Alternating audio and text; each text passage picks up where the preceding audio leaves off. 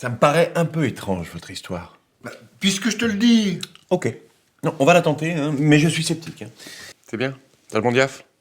On est parti. Il est 19h43. Nous sommes le 27 janvier 2000. Tu enregistres pas ou quoi?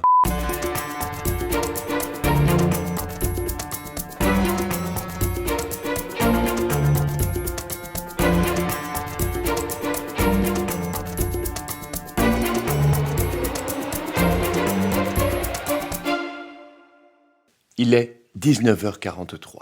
Nous sommes le 27 janvier 2009.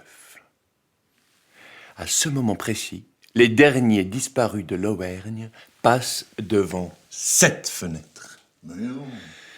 Depuis, plus personne ne les a jamais revus. Un homme, pourtant, semble en savoir un peu plus. Gérard, c'est vous qui les avez vus passer pour la dernière fois devant cette fenêtre. Non. Si. Non, c'est pas devant cette fenêtre, c'est devant l'autre. Non, mais en fait, on s'en fout de savoir devant quelle fenêtre c'était, d'accord? Il faut être un peu précis. Ok, admettons. Mais après, racontez-nous après. C'est tout. Non, Gérard, il faut développer un petit peu plus, là. Bah, vous l'avez déjà dit. Racontez-nous le coup des volcans. Bon, ils sont passés devant la fenêtre, et puis après, ils ont été mangés par le volcan.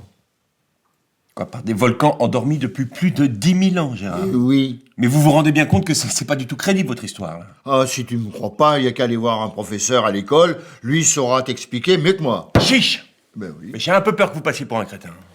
Enfin, si vous n'avez pas d'orgueil.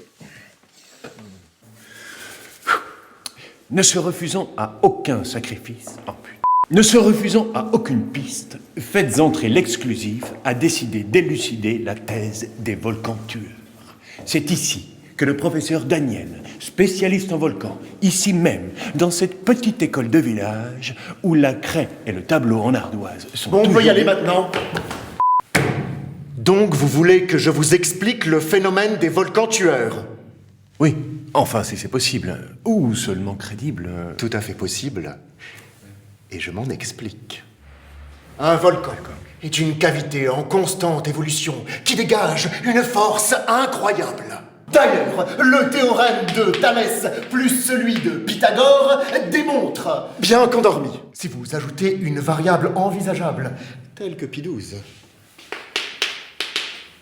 pas le pape, mais la puissance, vous retirez 2, que vous jetez, parce que vous ne savez pas quoi en foutre. Et là, je ne vous ai pas parlé de la lave. Alors vous imaginez un peu Non, pas trop. la mémoire enfouie du magma additionnée aux forces telluriques. Évidemment, ça varie si vous possédez une montre à quartz, ou l'inverse d'ailleurs. Et hop, des milliers de gens se font happer par le cratère. Et pourtant, le ragondin d'Asie, qui potentiellement habiterait ici, n'aurait rien vu.